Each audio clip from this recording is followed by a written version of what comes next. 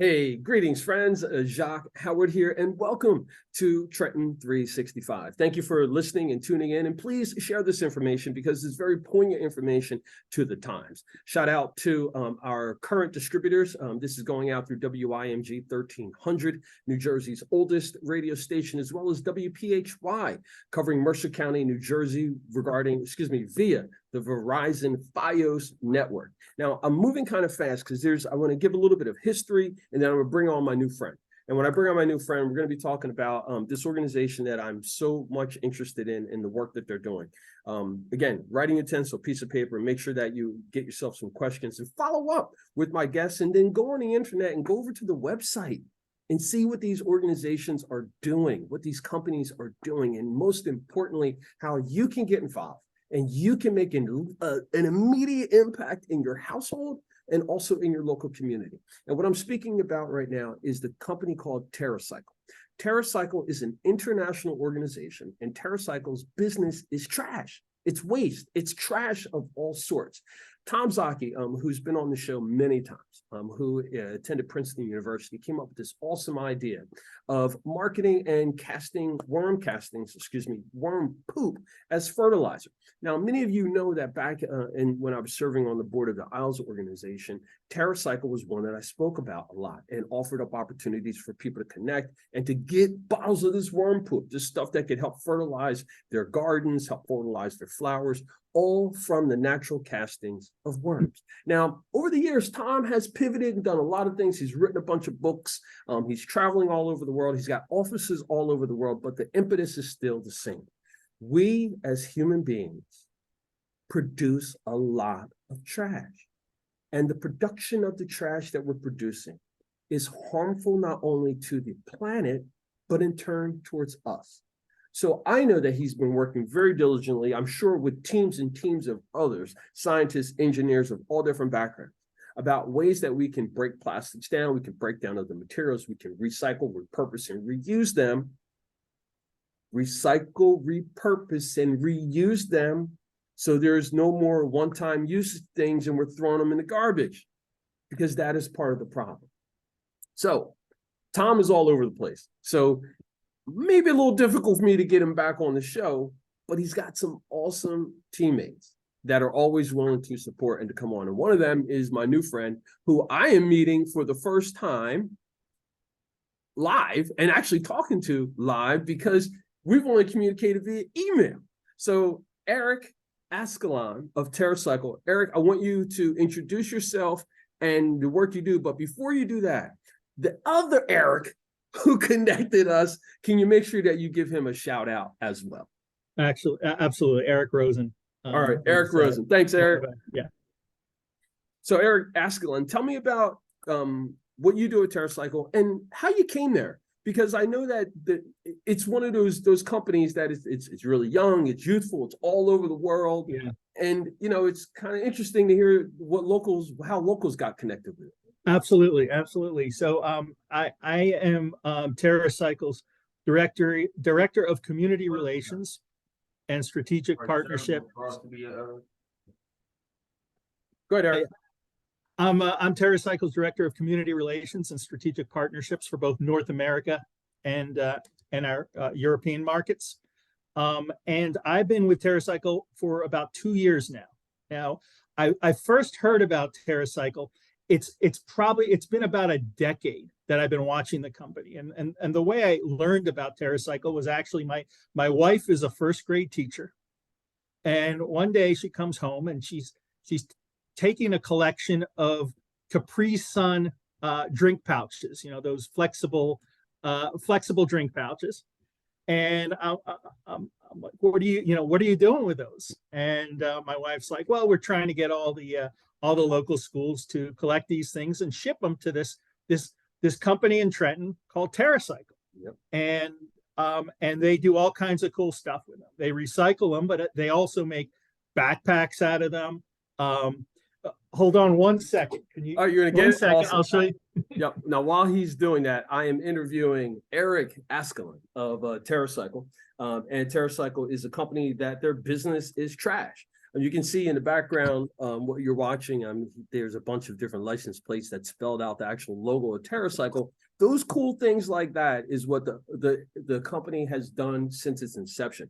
And I say that because they've also been a partner with the Jersey Fresh Jam, New Jersey's hip hop cultural event that takes place on an annual basis over at their New York Avenue site. Eric, back to you. Yeah, so here, this is a vintage example I found laying around the building. But this is, one of the things that we did. This predates me at the company, but yeah, we took these Capri Sun things. We made little pouches, backpacks, which we distributed for free to kids. So that's when I first learned. So this is going back about a decade. That's when I first learned about the company, and I was like, wow, that's really cool. They're doing something to address the waste crisis. This is just one of the things. We actually utilize drink pouches and other materials, difficult to recycle materials that we utilize. We recycle it. We make it into all kinds of new products, give them a second life. And that's when I first learned, and I'm like, wow, I'm gonna take a look at this. So I started doing some research, and I'm like, this is a really, really cool company. And in the during the later days of the pandemic, I was looking to transition careers, and I saw that they were looking for a director of community relations, and I said, wow, I would love to work there. And the rest is history. So I've been here about 2 years. It's an amazing company. It's a mission-driven place where everybody here is aligned with doing right, and very different from previous companies that I worked for when it was all about a paycheck. But here everybody loves the mission. They love what they're doing, and I've honestly, I've never been happier with a position Awesome. that I've had, and I love it. Awesome, Eric. You can see it on your face that you're joyful with your job. Thank you for sharing your joy, because I think that there's a lot of folks who just kind of trudge through life, and they're doing their work, and then they go someplace else, and then they're like, I don't like this, I don't like that, and then all those other things. And your demeanor to me is like, your face says it all. Like, I'm looking at your face, like, you can't fake this. You can't fake that smile. You can't. And when you were like, I've held positions where I've not been particularly proud about the work I'm doing, but it pays the bills. Here is a place where I come to work, and I'm like, what can we do? What can we do that's good? And it makes all the difference when you're doing something that aligns with your core values and your mission, and it's not just for a paycheck. It changes your whole, your whole life. And I would encourage anybody, whatever it is, to get out of the, do their best to get out of the grind and find opportunities to do good in the work, in the work they're doing. And it doesn't have to be a nonprofit. It could be a for-profit like TerraCycle that is mission driven and is working towards good. So, there are opportunities out there. You have to find them. You have to look hard, but there are. So. Yep. And you know what, man, and that's why I've wanted to have TerraCycle on, because most folks have no idea about the TerraCycle, number one. And they definitely don't know about the work that they're doing internationally. Yeah. So can you just touch on the international work a little bit, and then we'll bring it back and talk a little bit. Yeah, absolutely. So, just to give you kind of the elevator pitch about, what it is we do. So TerraCycle we're a mission-driven company dedicated to eliminating the idea of waste. What does that mean? It means that we come up with solutions to recycle those things that are not traditionally recyclable. So we're not talking about your curbside bottles and cans and cardboard that in most parts of the country, not all, but most parts of the country, you can recycle curbside. We're talking about everything, but, we're talking about, the drink pouches. We're talking about, all kinds of things that, hundreds of different waste streams that cannot be easily recyclable. You could see a list, right on our website, terracycle.com. That's TerraCycle.com. And you'll see all these programs all these products and packaging that we can recycle. And what we have is we have material scientists on board, and they come up with solutions to recycle the various waste streams. You know, they play with it, they tear it apart, and they come up with the solutions. And then we have different models for how this is funded. Now, the thing about difficult to recycle waste streams. Now, everything, you know, there is a technical solution, or there can be a technical solution to recycle virtually anything under the sun. Okay, but what it comes down to is it comes down to cost. Now, the reason your aluminum cans are readily available, readily recyclable curbside, is because there's a lot of value in aluminum. It has a lot of relative value. It's very easy to collect, and it's very easy to process and make into new aluminum cans or new aluminum whatever, right? So there's a value, a high value to the recycled material relative to the costs involved. You know, and for the difficult to recycle waste streams that TerraCycle deals with, it's never the case. It's always the case that the cost of the logistics, the cost of the processing and recycling of the materials always exceeds the value of the resulting materials. So how do you then do that, right? And the way we do it, there's various models, but the model that I'm most involved in is what we call the free programs, which are brand sponsored programs where we reach out. We have a team, a separate team that reaches out to consumer brands, and they get them to step up and cover the costs of these programs. They essentially underwrite the costs of recycling the waste streams that they create. Now, these are voluntary programs on their part. They're not, for the most part in the U.S. at least, they're not mandated to do this. So, you know, it has to be worth their while. And typically it's worth their while because they find a return on their investment through generating goodwill and publicity for it. So we leverage that, you know, and we get them to step up and do the right thing, you know, with that in mind. So that is, you know, that's how we typically operate with these free programs. And then we have paid programs as well that companies or individuals can participate in, things like what we call our zero waste box program, where you can, which is a turnkey solution, where you can purchase basically a box with a UPS label integrated onto it and fill it up with a particular waste stream, like coffee pods, for instance, or pens and markers, for instance. So that's the way individuals can contribute, as well as they can contribute by participating in the free programs. Now, TerraCycle operates in 21 countries throughout the world. We're Jersey born and bred, based in Trenton, but we have offices throughout the world, and we operate in 21 countries throughout the world, including, and this is amazing, we have a foundation, a TerraCycle foundation in Thailand, where we have a full-time staff that cleans up river and canal plastics before they enter the oceans and become part of those giant garbage patches that are floating around.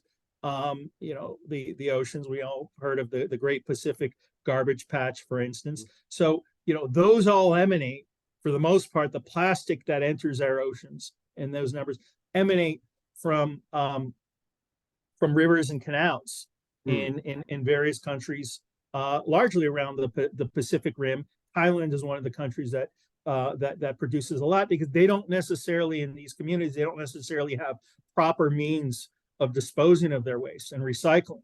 So what we do is our staff not only goes in there and sets up river traps to trap the plastics and recycle those plastics before they enter the river, but we also educate the communities there, and we also work on strategies because they're using those canals as their, you know, essentially their garbage cans. So we're educating them, we're setting up, you know, we're providing them with bins so that they can properly dispose of their plastics and their recyclables, you know, so that they don't enter that. So this is a foundation that does a lot of good, and you know, in addition to that, so in addition to that, through our other avenues, we're doing a lot of work towards cleaning up ocean plastic or preventing an ocean plastic crisis.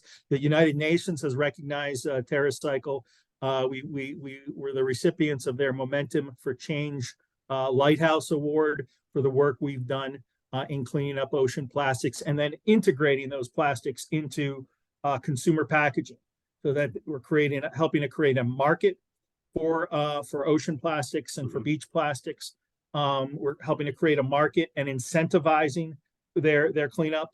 And at the same time, our material scientists are working with the consumer brands to integrate things like ocean plastic, things like the difficult to recycle materials back into those brands and those consumer waste streams, or the consumer packaging. Again, so we create that circularity, and you know, we prevent these things. Not only are we preventing these things from being landfilled and incinerated, but we're also negating the need to mine for new virgin materials to create new plastics, which is, you know, from an environmental standpoint, that's where a lot of the dangers with plastic comes from. Plastic is a petroleum product, right? The better job that we do at recycling, the less we have to utilize new petroleum, you know, new oil and gas, mine for new oil and gas to create new plastics. So that's, you know, that's part of our, you know, the positivity of what our company does. Awesome. I'm speaking with Eric Ascalon, who is the Director of Community Relations at TerraCycle. The website is terracycle.com, TerraCycle.com. Eric, I want to make sure that we touch on the why it's important to do the recycling, one. And then I want you to also talk about it from the perspective of folks who can't conceptualize why it's important. They just know, I'm going to a store, I'm making a purchase, I'm putting it in the trash. What other responsibility do I have? You know, I touched upon some of the importance of why we recycle and why we need to recycle, and a lot of it stems, you know, not only the landfilling and the incineration of plastics to negate the need to do that, but also that negating the need to mine for those new materials, the new petroleum product, you know, the new petroleum. So that is, you know, that is really the why we do it. You know, really, it's very important. You know, we've all heard reduce, reuse, recycle, right? And I think, you know, Tom, our CEO, is the first to admit that recycling isn't the cure for the problem. It's a cure for the symptom, right? Or it's a cure for the symptom. We as consumers we have to be better consumers, and we have to recognize that, you know, we have to reduce our consumption. Okay, we're all guilty of it, right? I'm guilty of it. We're all guilty of buying stuff we don't necessarily need, of buying things that are strictly because of their convenience, and maybe, you know, we love that convenience, and that's a relatively new phenomenon for Americans, for the world. You know, the disposable packaging came about really in the 1950s, post World War II. You know, with the invention of cheap plastics, and you know, prior to that, we had, you know, what was called the milkman, right? When we would buy milk, it would come in packaging, you know, in glass containers that was owned by the manufacturer. It was owned by the dairy, right? And we put a deposit, we would utilize the milk, right? And then we would leave it out front on our porch. The milkman would come and collect the old bottles and give us new filled milk bottles. When I say me, I'm not that old. You ain't old enough. You know, but this was a thing. and then you know we got hooked on the convenience of single-use plastic, right? You know, why do I have to deal with that? Why do I have to deal with that struggle when I could just go to the supermarket, buy a plastic gallon jug, and then just chuck it in the trash, right? And you know, so we are in the mess as a society because of that level of convenience that we demand. But when you think about it, like 95% of the plastic that's out there is utilized for minutes, right? For minutes. Its entire life is utilized for minutes. And I'll give you an example. We go to Wawa or Quick Check, and we buy a bottle of a soda bottle. We chug it down, right? Its useful life could be a minute, right? The time it takes for us to drink that soda or that juice or that beverage, and that's it, right? And that time that it's utilized is seconds, and yet it exists for potentially forever, right? If it's not disposed of properly. And when you combine that with the 7 or so billion people on the planet doing the same thing, utilizing things for seconds when they could when they could linger forever, that's what we've got hooked on, that convenience, right? And what TerraCycle's doing, we're trying, we're recycling the difficult to recycle waste streams to try to mitigate against that. But like I said, that's not a cure for the problem. That's a cure for the symptoms. Ultimately, we have to consume less. And ultimately, the cure as a society is reuse, right? And, we need to be less hung up on those conveniences of single-use disposability and work towards reusing things. Now, that can be done either, through state mandates. So in New Jersey, we have this terrific single-use plastic bag ban.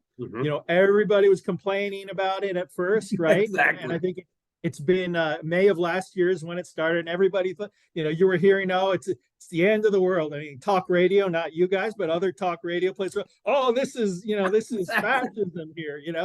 Yeah, we're asking you, to reuse bags and not just, and now we're a year into the program, and it's like second nature, right? You go to the supermarket, you bring your reusable bags. Sometimes you forget, it's me. I'll forget it. I'll have to juggle them all the way and bring them to the car in my hands. But for the most part, it's a really good, not perfect, but it's a good solution. Now, TerraCycle, through its Loop platform, is developing reuse at a massive scale. So if you think about the milkman, what they're doing for milk, or what they did for milk, the Loop division of TerraCycle is working on reuse on a grand scale, where you're going to have hundreds of consumer brands, each providing packaging in elegant, high quality, reusable packaging that is purchased at your regular supermarkets, your regular grocery stores, right? And instead of, you pay a modest deposit, and this is all done through apps and QR code scanning. You pay a modest deposit, and then when you're done using it, you return it to any of the places where Loop products are available. We sanitize it. There's a whole logistical infrastructure behind it where we sanitize it, get it back to those manufacturers. They refill it and send it back. Zero waste right there. Kind of closed circularity, zero waste. That is something that we've been doing very successfully now in Japan, in parts of Europe, and in the U.S. We've been piloting the Loop program very successfully in the Pacific Northwest, and in the D.C. area through giant food stores, and we're going to see this spread, I think, fairly rapidly on a nationwide basis here in the U.S. And that's the beginning to the ultimate solution of reuse. And then we kind of joke, Loop is going to put TerraCycle out of business, right? Which we're fine with, right? That's all right. We'll focus completely on reuse, and we'll still be here in Trenton. We're not going anywhere, right? This is our home. But it's like it's funny. It's like you see on the bridge, Trenton's longstanding motto. Trenton makes, the world takes. With TerraCycle, we're like, the world makes, and Trenton recycles it, through TerraCycle. So we embrace our location, and we love being here in Trenton. Well, Eric Ascalon, I mean, you hit all the checkpoints on my sheet. I want to appreciate you. Say I appreciate you and I thank you. And I want to sit down and chat more with you. Maybe we can have a beverage. I haven't been over to the office since before the pandemic. So I'd like to come back over and have a tour and catch up. All right. Absolutely, Jacque. I'd love to. And I just want to say, the upcoming Jersey Fresh Graffiti Jam, don't miss it. It's at our TerraCycle headquarters. It is going to be August 19th, and the rain date is August 26th, in case we get rained out. But please, everybody in the community is welcome. It's a great opportunity. We have the very talented Leon Rainbow that helps orchestrate this. And you know, we integrate street art into our headquarters, into our building.